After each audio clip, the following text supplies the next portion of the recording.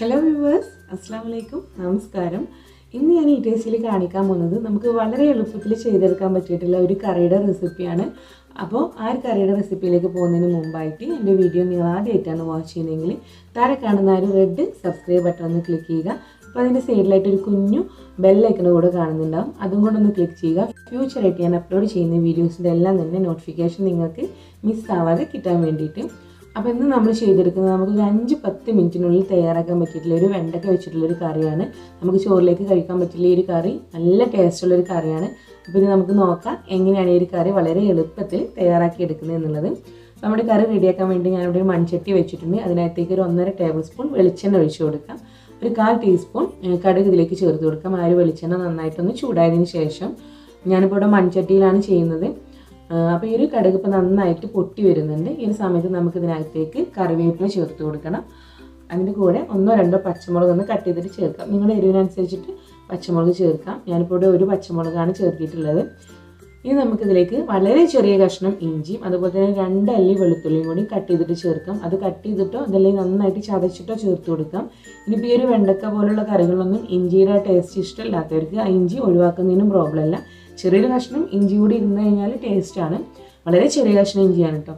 ഇതെല്ലാം കൂടി ചേർത്തിട്ട് നമുക്ക് നന്നായിട്ടൊന്ന് ഇളക്കി കൊടുക്കാം. ഫ്ലെയിം പ്രത്യേകം ശ്രദ്ധിക്കണം മൺചട്ടിയിൽ വെക്കുന്ന സമയത്ത്. ഇനി നമുക്കിതിലേക്ക് ഒരു ചെറിയ സവാള ഇതുപോലെ നീളത്തിൽ കട്ട് ചെയ്തിട്ട് ചേർത്ത് കൊടുക്കാം. ഇനിയിപ്പോൾ ഈ സവാളക്ക് പകരമായിട്ട് നമ്മുടെ ചെറിയ ഉള്ളി ചേർത്തിയാൽ നല്ല ടേസ്റ്റാണ്. ഇതിപ്പോൾ ഞാനൊരു ചെറിയ സവാളയാണ് എടുത്തിട്ടുള്ളത്.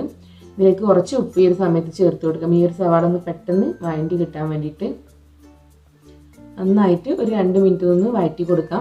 നമ്മൾ ഈ ഒരു കറി തയ്യാറാക്കാൻ പോകുന്നതിന് മുമ്പായിട്ട് തന്നെ കുറച്ച് പുളി വെള്ളത്തിലിട്ട് വെക്കണം. അപ്പോൾ പുളിയൊക്കെ നേരത്തെ ഇട്ട് വെക്കാൻ മറന്നു പോയിട്ടുള്ളവർ ആ കറി ഉണ്ടാക്കി തുടങ്ങുന്ന സമയത്ത് തന്നെ കുറച്ചധികം ചൂടുള്ള വെള്ളത്തിൽ, അതായത് നന്നായിട്ട് അധികം വെള്ളമൊന്നുമല്ല, നന്നായിട്ട് ചൂടുള്ള വെള്ളത്തിൽ ഇട്ട് വെക്കുക. അപ്പോൾ അങ്ങനെ ആകുമ്പോൾ പുളി പെട്ടെന്ന് നമുക്ക് സോഫ്റ്റ് ആയി കിട്ടും, പെട്ടെന്ന് പിഴിഞ്ഞെടുക്കാൻ വേണ്ടിയിട്ടും പറ്റും.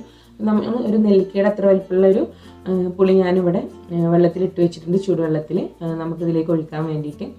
ഈ ഒരു സവാള ചെറുതായിട്ട് വഴറ്റി വന്നിട്ടുണ്ട്. ഇനി നമുക്കിതിലേക്ക് ചേർക്കേണ്ടത് വെണ്ടയ്ക്കയാണ്. അപ്പോൾ ഞാനൊരു 6 വെണ്ടയ്ക്ക, അത്യാവശ്യം ഒരു മീഡിയം സൈസുള്ള വെണ്ടയ്ക്കയാണ്. അതിൻ്റെ 2 സൈഡ് ഉണ്ടല്ലോ, അതിൻ്റെ പിടിക്കുന്ന ഭാഗം ഒക്കെ ഉണ്ടല്ലോ, അതൊക്കെ ഒന്ന് കട്ട് ചെയ്തിട്ട് ഇതുപോലെ കട്ട് ചെയ്തെടുത്തിട്ടുണ്ട് ഞാൻ. അപ്പോൾ ആ ഒരു വെണ്ടയ്ക്ക നമുക്ക് ഈ ഒരു സമയത്ത് ഇതിനകത്തേക്ക് ചേർത്ത് കൊടുക്കാം. അപ്പോൾ വെണ്ടയ്ക്ക എന്ന് വെച്ചാൽ എല്ലാവർക്കും അറിയാം കട്ട് ചെയ്യുമ്പോൾ നല്ലൊരു കൊഴുപ്പുണ്ടാകും.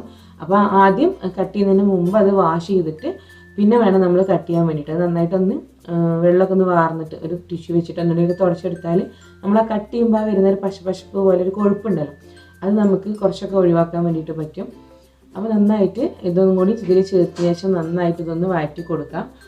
ആ ഒരു കൊഴുപ്പ് മാറിക്കിട്ടും ചെയ്യും നമ്മൾ 2-3 മിനിറ്റ് ഈ ഒരു സവാളയുടെ കൂടെ ഈ ഒരു ഓയിലൊന്ന് വഴറ്റിയെടുക്കുമ്പോൾ. ഈ ഒരു വെണ്ടയ്ക്ക് നമ്മൾ നന്നായിട്ടൊന്ന് വഴറ്റിയെടുത്തിട്ടുണ്ട്. ഇനി നമുക്കിതിലേക്ക് ഒരു 1/4 ടീസ്പൂൺ മഞ്ഞൾപ്പൊടി ചേർത്ത് കൊടുക്കാം. അതുപോലെ തന്നെ ഒരു 1 ടീസ്പൂൺ മുളക് പൊടി കൂടി ചേർത്ത് കൊടുക്കാം. മുളക് പൊടി നിങ്ങൾക്ക് കുറച്ച് കൂടുതൽ എരിവൊക്കെ ഇഷ്ടമുള്ളവർക്ക് ഒരു 1-1.5 ടീസ്പൂൺ വരെയൊക്കെ മുളക് പൊടി ചേർക്കാവുന്നതാണ്.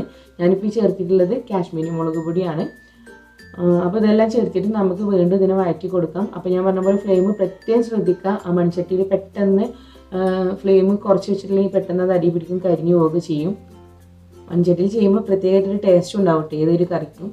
ഇനി നമുക്ക് ഇതിലേക്ക് നമ്മൾ എടുത്ത് വെച്ചിട്ടുള്ള പുളി പിഴിഞ്ഞിട്ട് ഒഴിച്ചു കൊടുക്കണം. അപ്പോൾ ഞാൻ പറഞ്ഞ പോലെ ഒരു നെല്ലിക്കയുടെ അത്ര വലുപ്പത്തിലുള്ളൊരു പുളിയാണ് ഞാൻ എടുത്തിട്ടുള്ളത്. നാടൻ പുളിയാണ്, നാട്ടിൽ നിന്ന് കൊടുത്തിട്ടുള്ള പുളിയാണ്. നന്നായിട്ട് തന്നെ കുറച്ചെടുത്താൽ തന്നെ നല്ല പുളി ഉണ്ടാകും.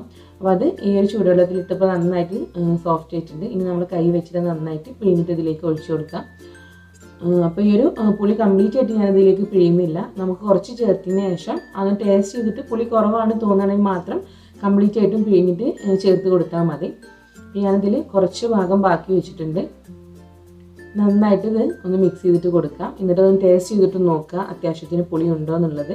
പിന്നെ നമ്മൾ ഫൈനലായിട്ടും ടേസ്റ്റ് ചെയ്യുമ്പോൾ നമുക്ക് അറിയാൻ വേണ്ടിയിട്ട് പറ്റും. പുളി കുറവാണെങ്കിൽ നമുക്കപ്പോൾ പുളിവെള്ളം ചേർത്ത് കൊടുക്കാവുന്നതാണ്. നന്നായിട്ട് ഇതൊന്ന് ചെറിയ ഫ്ലെയിമിൽ വെച്ചിട്ടൊന്ന് മിക്സ് ചെയ്തിട്ട് കൊടുക്കാം. ഇനി നമുക്കിതിലേക്ക് ഗ്രേവിക്ക് ആവശ്യമായിട്ടില്ല, അതായത് നമുക്ക് എത്രത്തോളം കറി വേണോ അതിനനുസരിച്ചുള്ള വെള്ളം ചേർത്ത് കൊടുക്കണം. അപ്പോൾ ഞാനിവിടെ ഒരു 1/2 കപ്പ് വെള്ളം ചേർത്ത് കൊടുത്തിട്ടുണ്ട്. അതുകൂടി ചേർത്തിട്ട് നന്നായിട്ടൊന്ന് മിക്സ് ചെയ്തിട്ട് ടേസ്റ്റ് ഒന്ന് നോക്കാം. ഉപ്പും അതുപോലെ തന്നെ പുളി ആവശ്യത്തിനുണ്ടോ എന്നുള്ളത് ചെക്ക് ചെയ്യുക. അപ്പോൾ നമുക്കിതിലേക്ക് കുറച്ചുകൂടി ഉപ്പ് ആവശ്യമുണ്ട്, അതുകൊണ്ട് ഉപ്പ് കൂടെ ചേർത്ത് കൊടുത്തിട്ട് വീണ്ടും നന്നായിട്ട് ഇതിനെ മിക്സ് ചെയ്യണം. ഇനി നമുക്കിതിലേക്ക് തക്കാളി ചേർക്കണം. നമ്മളിതുവരെ തക്കാളി ചേർത്തിയിട്ടില്ല. അപ്പോൾ ഞാനിവിടെ ഒരു തക്കാളിയുടെ പകുതി എടുത്തിട്ടുള്ളൂ, മുഴുവനായിട്ട് എടുത്തിട്ടില്ല. നമ്മൾ പുളിയൊക്കെ ചേർക്കുന്നതുകൊണ്ട് തന്നെ അത്യാവശ്യം കറിക്ക് നല്ല പുളി ഉണ്ടാവില്ല. അപ്പോൾ ഒരു മീഡിയം സൈസ് തക്കാളിയുടെ ഒരു പകുതി പകുതി നമുക്ക് ഇതിലേക്ക് ചേർത്ത് കൊടുക്കാം. നന്നായിട്ടൊന്ന് മിക്സ് ചെയ്തിട്ട് കൊടുക്കാം. ഇനി നമുക്ക് ഈ ഒരു കറിയെ നന്നായിട്ടൊന്ന് തിളപ്പിച്ചെടുക്കണം. അപ്പോൾ അതിന് വേണ്ടി നമുക്കിതൊന്ന് അടച്ചു വെച്ചിട്ട് ഒരു മീഡിയം ഫ്ലെയിമിൽ വെച്ചിട്ട് അത് നന്നായിട്ട് തിളപ്പിച്ചെടുക്കണം. നമ്മളെ ചേർത്തിട്ടുള്ള വെണ്ടക്ക ഒന്ന് കുക്കായിട്ട് നന്നായിട്ടൊന്ന് സോഫ്റ്റ് ആയിട്ട് വരണം. ആ ഒരു ടൈം വരെ നമുക്കിതിനെ ഒന്ന് തിളപ്പിച്ചെടുക്കാം. അപ്പോൾ ഒത്തിരി വലിയ ഫ്ലെയിമിൽ ഇടരുത്, പെട്ടെന്ന് അടി പിടിക്കും. ഒരു മീഡിയം ഫ്ലെയിമിൽ വെച്ചിട്ട് അത് നന്നായിട്ടൊന്ന് തിളപ്പിച്ചെടുക്കാം. ഇടയ്ക്കൊന്ന് ഇളക്കി കൊടുക്കാൻ മറന്നു പോവുകയും ചെയ്യരുത്. ഇനി നമുക്കിതിലേക്ക് ചേർക്കാനുള്ളതെന്ന് പറഞ്ഞാൽ ശർക്കര മെൽറ്റ് ചെയ്തിട്ടുള്ള വെള്ളമാണ്. അതായത് ശർക്കര ഉരുക്കിയിട്ടുള്ള വെള്ളം. അതിപ്പം ചൂടുവെള്ളത്തിൽ ശർക്കര ചെറിയ കഷ്ണം ശർക്കര ഇട്ടിട്ട് അതൊന്ന് മെൽറ്റ് ചെയ്തിട്ട് എടുത്താൽ മതി. അതും കൂടി ചേർക്കുമ്പം ഈ ഒരു കറിക്ക് പ്രത്യേക ടേസ്റ്റാണ്. ഇനിയിപ്പോൾ അങ്ങനെ ബാച്ചിലേഴ്സിനൊക്കെ ഇപ്പോൾ ഒരു ശർക്കര മറ്റൊരു പാത്രത്തിൽ വെച്ച് അത് മെൽറ്റ് ചെയ്തിട്ട് ഉരുക്കിയൊക്കെ എടുത്തിട്ട് ഒഴിക്കാൻ മടിയുള്ളവർക്ക് ഒരു ശർക്കരയുടെ പീസ് ഈ ഒരു കറിയിലേക്ക് തിളക്കുന്ന സമയത്ത് ചേർത്ത് കൊടുത്താലും മതി. ഞാനിപ്പോൾ ഇവിടെ ഓൾറെഡി ചൂടുവെള്ളത്തിലൊന്ന് മെൽറ്റ് ചെയ്ത് എടുത്തിട്ടുണ്ട്. അപ്പോൾ അതാണ് ഇനി നമുക്കിതിലേക്ക് ചേർക്കാനുള്ളത്. നമ്മുടെ ഈ ഒരു വെണ്ടക്കൊക്കെ നന്നായിട്ട് ഇങ്ങനെ സോഫ്റ്റ് ആയിട്ട് വന്നിട്ടുണ്ട്. ഇനി നമുക്ക് ഇതിന് ഫ്ലെയിം ഒന്ന് കുറച്ച് വെച്ചിട്ട് ഇപ്പോൾ നമ്മൾ എടുത്ത് വെച്ചിട്ടുള്ള ആ ഒരു ശർക്കര മെൽറ്റ് ചെയ്തിട്ടുള്ള ആ ഒരു വെള്ളം കൂടി ഇതിലേക്ക് ചേർക്കാം. ഇനിയിപ്പോൾ ശർക്കര അങ്ങനെ മെൽറ്റ് ചെയ്യാത്തവർക്ക് ശർക്കരയുടെ പീസ് ഈ ഒരു സമയത്ത് ചേർത്ത് കൊടുത്താലും മതി. ഒത്തിരി വലിയ പീസൊന്നും ചേർക്കേണ്ട, ഒരു ചെറിയ കഷ്ണം ശർക്കരയും കൂടി ചേർത്തിയാൽ മതി. അപ്പോൾ കുറച്ചുകൂടി ടേസ്റ്റാണ് ഈ ഒരു കറിക്ക്. അതുകൊണ്ട് ചേർത്തിട്ട് നമുക്കിനി ഇതിനെ ഒരു 2 മിനിറ്റ് കൂടെ ഒരു ചെറിയ ഫ്ലെയിമിൽ വെച്ചിട്ട് കുക്ക് ചെയ്യാം. അതിപ്പോൾ അടച്ച് വെച്ച് കുക്ക് ചെയ്താലും കുഴപ്പമില്ല, അതല്ലെങ്കിൽ തുറന്ന് വെച്ചിട്ട് കുക്ക് ചെയ്താലും കുഴപ്പമില്ല. അപ്പോൾ ഞാനിവിടെ ഒരു 2 മിനിറ്റ് കൂടെ വളരെ ചെറിയ ഫ്ലെയിമിലൊന്ന് അടച്ച് വെച്ച് കുക്ക് ചെയ്തതിന് ശേഷമാണ് ഫ്ലെയിം ഓഫ് ചെയ്യുന്നത്. അപ്പോൾ നമുക്കിതിനെ വീണ്ടും ഒന്ന് അടച്ച് വെച്ച് കൊടുക്കാം. വെണ്ടയ്ക്കൊക്കെ ഒത്തിരി സോഫ്റ്റ് ആയിട്ട് അങ്ങനെ കുഴഞ്ഞൊന്നും ഇഷ്ടമില്ലാത്തവർക്ക് ഈ ഒരു സമയത്ത് തന്നെ ഇതിൻ്റെ ഫ്ലെയിം ഓഫ് ചെയ്യാം. അതെല്ലാം ഇപ്പോൾ വെണ്ടയ്ക്ക കടിക്കുന്നൊന്നും വല്ലാതെ ഇഷ്ടമല്ല, അത് അങ്ങോട്ട് കുഴഞ്ഞു പോയിട്ട് അങ്ങനെ ഇഷ്ടമുള്ളവർക്ക് കുറച്ച് സമയം, അതായത് 2 മിനിറ്റ് കൂടെ ഫ്ലെയിമിൽ വെച്ചിട്ടൊന്ന് തിളപ്പിച്ചെടുത്താൽ മതി. അത് നന്നായിട്ട് തിളക്കുന്നുണ്ട്. ഇനി നമുക്ക് നമ്മുടെ ഫ്ലെയിം ഓഫ് ചെയ്യാവുന്നതാണ്. നന്നായിട്ട് ആ ഒരു വെണ്ടയ്ക്കൊക്കെ നന്നായിട്ട് സോഫ്റ്റ് ആയിട്ടുണ്ട്. ഇതിലേക്ക് ഞാൻ ടേസ്റ്റ് ചെയ്തപ്പോൾ കുറച്ച് ഉപ്പ് കുറവായിരുന്നു, അപ്പോൾ കുറച്ചും കൂടെ ഉപ്പ് ചേർത്തിട്ടുണ്ട്.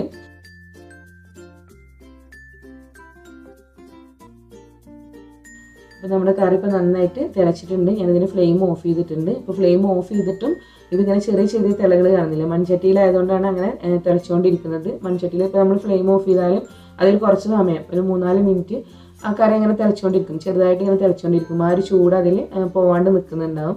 ഇവിടെ നമ്മുടെ വെണ്ടക്ക പുളിങ്കറി റെഡി ആയിട്ടുണ്ട്. വളരെ എളുപ്പത്തിൽ ഒരു 10 മിനിറ്റിൻ്റെ ഉള്ളിൽ തന്നെ നമുക്കിത് തയ്യാറാക്കാൻ വേണ്ടിയിട്ട് പറ്റും. ചോറിൻ്റെ കൂടെ കഴിക്കാൻ നല്ല ടേസ്റ്റി ആയിട്ടുള്ളൊരു കറിയാണ്. ബാച്ചിലേഴ്സിനൊക്കെ പെട്ടെന്ന് ഉണ്ടാക്കാൻ പറ്റും. അപ്പോൾ അത് ചൂടൊക്കെ നന്നായിട്ട് പോയി കഴിയുമ്പം ഈ ഒരു കളറിൽ നന്നായിട്ട് ഇങ്ങനെ ഒരു കൊഴുപ്പോട് കൂടിയിട്ടൊക്കെ കാണുന്ന ഒരു കറി തന്നെയാണ്. വളരെ ടേസ്റ്റിയാണ്. അപ്പോൾ നിങ്ങൾ ട്രൈ ചെയ്ത് നോക്കിയിട്ട് നിങ്ങളുടെ അഭിപ്രായം അറിയിക്കുക. ഇഷ്ടമായ ലൈക്ക് ചെയ്യുക, അതുപോലെ തന്നെ നിങ്ങളുടെ ഫ്രണ്ട്സിലേക്ക് ഷെയർ ചെയ്തിട്ട് കൊടുക്കുക. അപ്പോൾ ഇനി വീണ്ടും നല്ല റെസിപ്പീസുമായിട്ട് കാണാം. Thank you. അസ്സലാമു അലൈക്കും.